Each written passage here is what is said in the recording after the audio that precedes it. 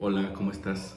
Hoy es el día 37 y quiero platicarte o continuar platicándote de estos ejemplos de chamanes que han sido muy conocidos. Hablo específicamente aquí en México, ¿sí? Imaginemos cuántos hay en todos lados, gente que puede alterar la realidad para poderse comunicar en cierta forma a otros niveles, en otras dimensiones, en otras situaciones, con otros sentimientos y demás, y entonces lograr tantas cosas.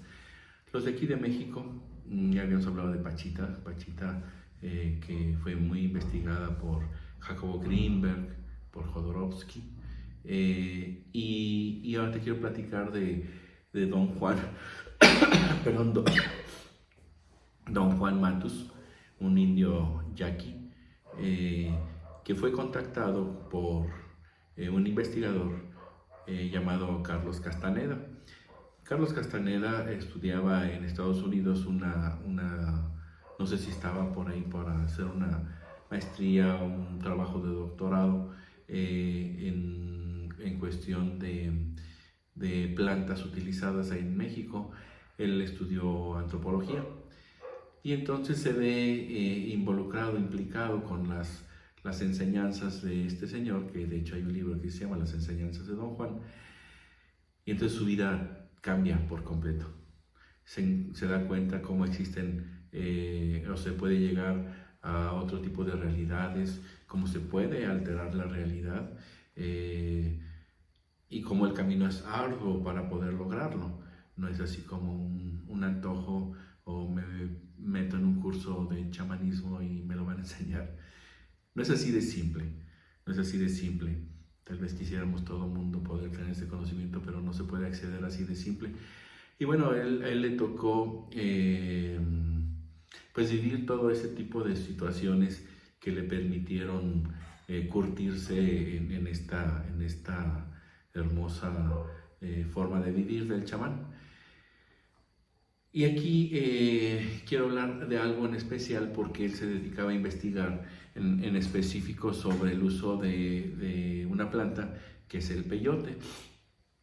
Y bueno, pues le preguntaba muchas cosas a Don Juan y él trató, yo creo en su interior, algo vio, porque así es el chamán, identifica a un discípulo cuando está dispuesto a transmitirle también sus conocimientos, ¿sí? No se los pasa a cualquiera, ¿sí? Y a veces espera el momento propicio, a veces puede esperar mucho tiempo hasta que encuentra a alguien o a quien se los quiere transmitir, llega a ese punto de madurez.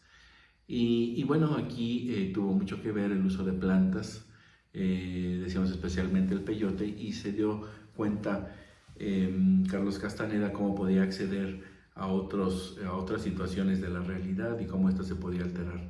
Y aprendió muchas cosas sobre el chamanismo. E igual a su manera, tal vez un chamán moderno que hace uso de conocimientos actuales enlazados a conocimientos ancestrales que nunca se pueden perder uno del otro si se quieren amalgamar de esa forma. Entonces este fue un caso muy interesante de cómo un chamán escoge a otro y cómo el otro se da cuenta de que es posible y que en su idea de ser muy sistemático, muy pragmático, pues se da cuenta que existen otras cosas que no puede explicar. Igual como le pasó a Jacobo Greenberg con Pachita, ¿sí? Y así como pasa que se parte de un escepticismo, como que es parte del conocimiento del chamán, no se diga el chamán moderno, que parte de ideas muy actuales, aparentemente que se cree dominar las cosas, la tecnología, hasta que enfrenta las dos y se termina de dar cuenta que se complementan, que simplemente el chamán tiene que ir evolucionando con los tiempos y utilizar las tecnologías, lo nuevo, sin quitar el ancla de lo ancestral. Pero entonces son ejemplos de cómo se puede modificar la realidad. Hay veces que de forma espontánea se desarrollan ciertas cosas. Existen varios puntos en nuestro cuerpo que tienen que ver con desarrollos emocionales, físicos, espirituales, y que a veces se despiertan y que entonces, sin tener el control, empezamos a hacer cosas portentosas pero inexplicables hasta para uno mismo, hasta que empezamos a controlar todo eso y lo utilizamos personalmente y para los demás, cuando así lo queremos. Eso es para darnos cuenta cómo todos, que vamos en diferentes niveles, pero todos vamos en un camino, podemos acceder hacia eso. Algunos no tendrán idea ni de qué se dice, otros estarán un poco más adelantados, pero así es todo esto. No podemos hacer que un niño de kinder entienda lo que hay en la universidad. Sería muy raro. Llega a haber ocasiones, esos casos extremos, pero es muy, muy raro. Entonces son personas que se cuentan, decía mi maestro chamán Carlos Mujica, decía, existen 2 personas de ese tipo por cada 30 millones. Es como un dato muy especial. Entonces son muy escasos, muy, muy escasos. Y necesarios para el equilibrio, porque intervienen en el equilibrio de la salud, pero también trabajan en el equilibrio de la naturaleza y están trabajando para que haya cierto balance, que siempre se busca el balance positivo. No el equilibrio estático cero, sino un balance positivo. Y pues siempre está esa pugna.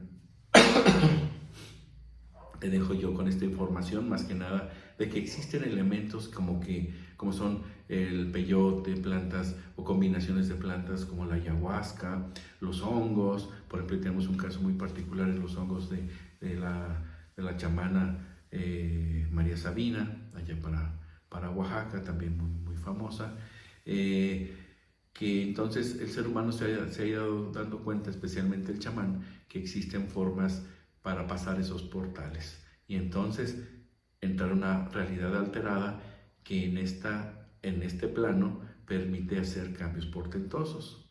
Nada más como una explicación, no sé, creo lo había explicado antes, pero si no lo vuelvo a acotar, el hecho de que luego nos confundimos cuando hablamos de dimensiones. Me imagino como que una dimensión es un lugar, son muchos lugares o espacios, algo así. No, una dimensión, como su nombre lo dice, es una medida.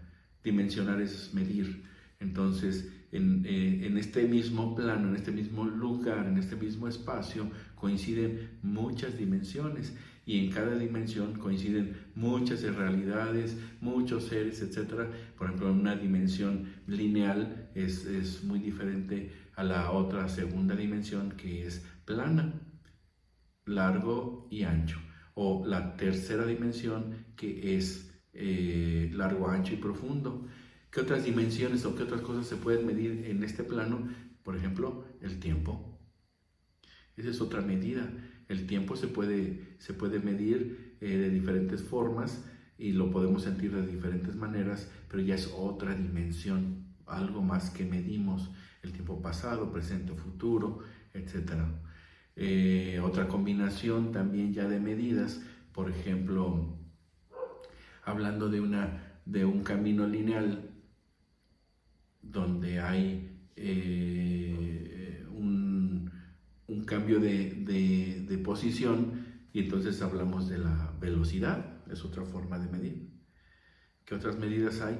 El peso. Muchas medidas que al combinarse dan diferentes situaciones. Entonces son diferentes dimensiones, ¿sí? Lo dejamos hasta ahí, no quiero profundizar mucho en ese aspecto. Igual si deseas información al respecto, pues con todo gusto estoy a tu disposición, tanto en el grupo como en la red, y pues con todo gusto para apoyarte. Y aquí estamos trabajando para poder ayudar un poco a entender cómo creamos esta realidad. Saludos.